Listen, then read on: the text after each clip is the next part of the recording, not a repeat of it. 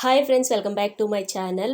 Welcome back to వేద honey sisters. Please subscribe చేసుకోండి, like చేయండి. అలాగే సండే అనగానే అందరికీ ఏదో ఒక నాన్ వెజ్ చేసుకొని తినాలి అనిపిస్తుంది కదా. వీకెండ్ స్పెషల్ అందరూ బిర్యానీ చేసుకుంటారు. బిర్యానీ కంటే ఈ egg curry jeera rice combination super ఉంటుంది. ఒకసారి ఇలా ట్రై చేసి చూడండి. ఒక 8 ఎగ్స్ తీసుకోండి. వాటర్ బాగా మరిగిన తర్వాత ఎగ్స్ ని ఒక్కొక్కటిగా దాంట్లోకి వేస్తూ ఉడకనివ్వండి. అయితే వాటర్ లో వేస్తున్నప్పుడు ఎగ్ పైకి వచ్చింది అనుకోండి, అది పాడైందని అర్థము. దాని వెంటనే తీసేయాలన్నమాట. నేను 8 ఎగ్స్ తీసుకున్నాను కాబట్టి ఆనియన్స్ మీడియం సైజ్వి ఒక 3 తీసుకున్నాను అనమాట. ఇలా చాలా చిన్నగా కట్ చేసుకోవాలి. మనం ఎంత చిన్నగా కట్ చేసుకుంటే కర్రీ అనేది అంత టేస్ట్ వస్తుంది. టమోటాలు కూడా ఇక్కడ చూపిస్తున్న విధంగా ఇలాంటివి ఒక 3 తీసుకోండి, బాగా పండినవి. టమోటాలను 4 భాగాలుగా కట్ చేసి మిక్సీ జార్ లో 3 మిర్చి వేసుకొని బాగా గ్రైండ్ చేసుకోండి మెత్తగా. ఇలా గ్రైండ్ చేయడం ఇష్టం లేదు అనుకున్న వాళ్ళు టమాటాలని చాలా చిన్నగా కట్ చేసుకొని కూడా వేసుకోవచ్చు. మిక్సీకి వేయడం వల్ల టేస్ట్ అనేది బాగుంటుంది. ఒకసారి మీరు ఇలా ట్రై చేయండి. ఇప్పుడు ఒక ప్యాన్ పెట్టుకొని ఆయిల్ వేసుకొని ఉడికిన ఎగ్స్ ని ఇలా మధ్యలోకి కట్ చేసుకొని ఇలా ఫ్రై చేసుకోవాలన్నమాట. వాటి మీద కారం, ధనియా పౌడర్, గరం మసాలా, ఇలా ఉల్లిపాయలు వేసి ఒక 10 మినిట్స్ అలా బాగా ఫ్రై చేసుకోవాలి. ఇలా ఫ్రై చేసుకోవడం వల్ల ఎగ్ అనేది బాగుంటుంది టేస్ట్ తినడానికి. నిదానంగా అటు ఇటు తిప్పుతూ ఫ్రై చేసుకోవాలి. ఎక్కువ కదపకండి. ఎక్కువ కదపడం వల్ల అవి అనేది చెదిరిపోతాయి అనమాట. ఎగ్స్ స్మూత్గా ఉంటాయి. ఫ్రై అయిన ఎగ్స్ ని పక్కన పెట్టుకొని వేరే కడాయి పెట్టుకొని తగినంత ఆయిల్ వేసుకొని జీలకర్ర ఆవాలు వేసుకొని అలాగే కరివేపాకు, ఉల్లిపాయలు వేసుకోండి. ఈ ఉల్లిపాయలు అనేది గోల్డెన్ బ్రౌన్ కలర్ వచ్చేంత వరకు వేగించాలి.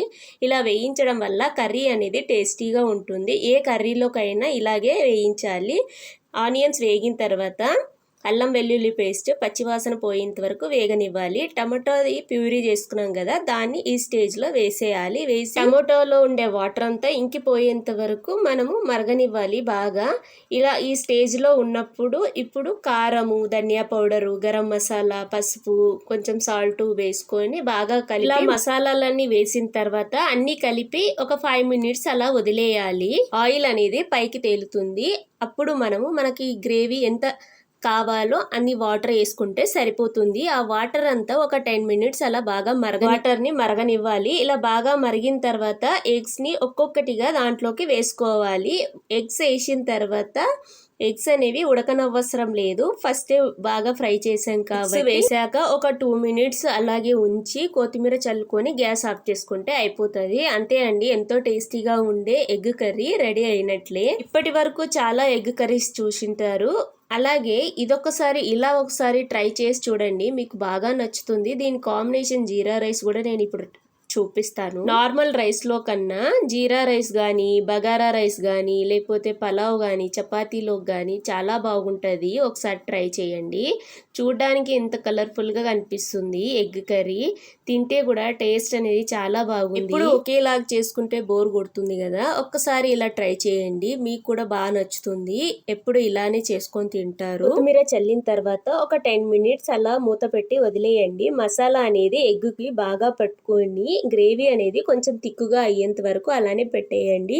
ఒక 10 మినిట్స్ తర్వాత తింటే టేస్ట్ అనేది ఎంత బాగుంటుందంటే ఇంకా చెప్పలేను. ఒకసారి ట్రై చేసి చూడండి. ఇప్పుడు జీరా రైస్ ఎలా చేయాలో చూద్దాం రండి. జీరా రైస్ చేయడం చాలా సింపుల్ అన్నమాట. ఒక 5 మినిట్స్ లో అయిపోతుంది. మనం ముందుగా ఉడికించిన అన్నాన్ని పక్కన పెట్టుకోవాలి.